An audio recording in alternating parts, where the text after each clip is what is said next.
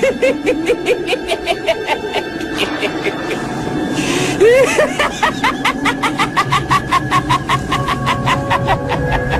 don't remember what year it was, what year I do. I just do my best to forget about it, given that it was the year, and in that year, it was the day my life nearly came to an end. It was the night before Halloween, and my friends and I thought it would be a good idea to spend the night over at an abandoned house to bring in Halloween. Yeah, I know what you're thinking, and so am I now that I look back at it. What the hell were we thinking? The sun faded from the heavens as thunder roared through the city, what seemed like every other minute. My friends Jordan, Richie, Veronica, and Tracy all showed up dressed in their Halloween costumes. I don't specifically remember what everyone else had on besides Veronica, who dressed up in a leather-tight outfit like a Catwoman, and I was Batman. Yeah, I know, cheesy, right? But that was my favorite character growing up as a kid. And plus I went shopping for a costume last minute, so I didn't have many options. Anyways, getting back to the story, I drove in my car with Veronica and Jordan while everyone else drove in Tracy's car. We arrived just outside the abandoned two-story house, which was darker than a street with no street lights around midnight. The scent of weed filled not only my vehicle but my lungs as well, as we puffed past the joint around clockwise to one another. We all exited from the vehicles after we pulled into the driveway. The sound of crickets sounded off heavily all around us, as a few of us pulled out our flashlights just to see exactly what was going on around us. Hey Jordan, how about you go inside first? I joked as I aimed my flashlight right at Jordan, causing him to shield his face. He shook his head. He's by far the scariest one of all of us, as he attempted for days now, since we came up with this brilliant idea to spend the night here, trying to talk us out from doing so. Why did he even show up? I tried to figure that out until I spotted him gawking at Tracy from the very moment we all got out of the car. He's obsessed with her, and honestly, I don't blame him because Tracy does look good, just not as good as Veronica does. What are we all standing here waiting for? Asked Richie. What are you all, scared of something? Let's go. He grabbed a bottle of alcohol and nearly suffocated himself with it as he poured every ounce of liquor down his throat. He then tossed the bottle aside and shouted out, "Woo!" in excitement before he kicked open the door and marched right into the abandoned house. He was greeted by a large spider web that stuck to his face like glue, but that didn't spoil his excitement about being here. He pulled out his phone from his back pocket and he began blasting music loudly. We all entered into the dark, creepy house soon after as we took a look around the home.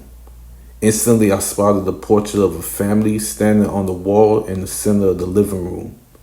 Everyone else took a look around the home while I gingerly walked over to the picture, examining it closely. I got within a few feet of the picture as I spotted the eyes of the woman, who must be the mother, staring right at me. She then took her eyes off of me and looked over at my friends before she looked right back at me, frightening me instantly. Guys, look, she's looking at me, I blurted out aloud, causing everyone to take a look over at me. Everyone thought that I must have seen someone. However, they spotted me staring up at the picture on the wall and they all began laughing out loud. Bro, I told you don't smoke any weed, says Jordan, the good guy out of all of us. I shook my head. I know that I'm high, but there's no way my mind's playing tricks on me. I spotted Veronica staring at me intensely, not uttering a single word. I wonder what she's thinking as she looks at me. Does she think that I'm making this up, or does she believe me? I just don't know because she's just gawking at me. Then her focus went away from me as she started to make her way up the stairs. Hey guys, I called dibs on the master bedroom, she says before she sprinted up the stairs as Richie rushed behind her. No way, that's not fair, he yelled, as he couldn't even keep up with her. I shook my head as I noticed Jordan following Tracy around the house like a little puppy. I then returned my focus onto the picture where I no longer saw the woman in the picture. She went missing from the picture, causing me to back away from it. I nearly tripped over a rusted stool, which forced me to take a look around just to make sure that I didn't trip over anything else. Somehow I took a look back over at the picture, and there that same woman was. She had returned to the picture. I shook my head. I'm terrified, I must admit. That caused me to sprint up the flight of stairs in a hurry as I yelled out Veronica's name. Flashlight in hand, guided me up the stairs where I spotted Veronica standing in the doorway, waving to me for me to come join her. I had suddenly completely forgotten what had just took place downstairs. As a matter of fact, I was going to tell her that we need to leave immediately, but my mind went completely away from that. I met Veronica by the doorway of the master bedroom where our lips met in a hurry. "Oh man, high school has gone wild," blurted out Richie, who held up his phone as though he was recording us. "Get out of here," Veronica shouted, causing Richie to back away. "Whatever, guys," he spoke. "I'm going to go and get those 2 bottles of hen dogs I left in the car." He took off, rushing down the stairs as Jordan and Tracy came up the stairs, holding each other's hands. I looked at Jordan, and he looked at me as we both rooted each other on without even uttering one word to one another.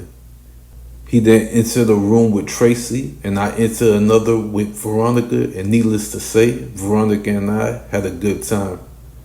Nearly a few hours later, as I rested in bed laid up next to Veronica, I heard the sound of footsteps.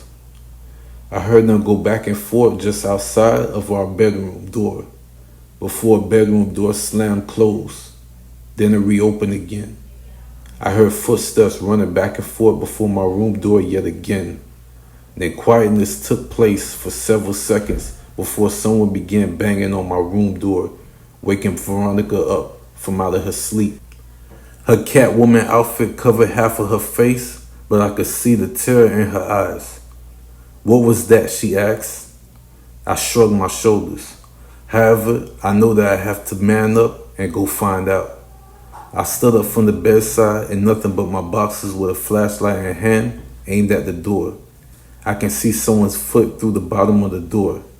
"That's Richie. It has to be," says Veronica, suddenly gaining some courage. "Tell him to grow up and take his ass to sleep." I agreed. I grabbed the door handle, filled with anger. I know Richie must be mad that his girlfriend didn't show up, and he's all alone. I opened the door and I spotted no one standing in front of the door. Just Richie's shoes resting on the floor. I appeared puzzled. I'm confused. "Richie, this isn't funny," I yelled, causing Tracy and Jordan to exit from their bedroom. "What's going on, bro?" Jordan asked in a concerned manner. I shook my head. "I think Richie's playing mind games with us," I said as I heard a loud thud come from Richie's bedroom.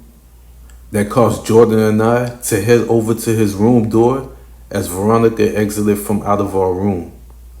She headed over to Tracy, standing by her side as I exhaled deeply as I placed my hand onto Richie's door handle.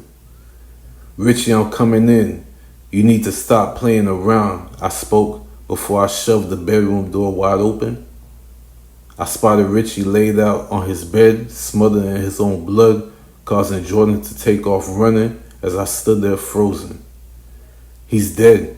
Richie's dead," yelled Jordan over and over again as Tracy cried out while hearing the news. Then suddenly silence filled the entire house as I heard a loud thud after a loud thud. My heart raced. Panic filled my entire body.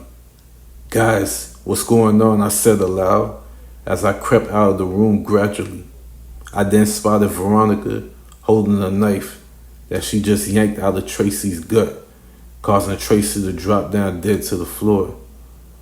My eyes widened. I couldn't believe what I was witnessing. "Veronica, what the hell did you just do?" I asked, frightenedly. Veronica didn't respond as she began observing me from the distance. Suddenly, she began removing the mask from off of her face.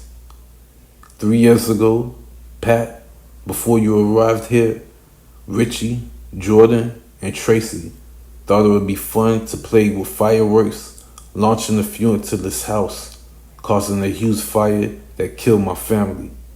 My mother, my father, my brother, and my baby sister, she explained. As their souls arrived, appearing right before me by Veronica's side, they had to pay for what they did, she added. I'll let you go, Pat, but you must promise to never speak of this ever, and I mean never, or else we'll come for you, she made clear.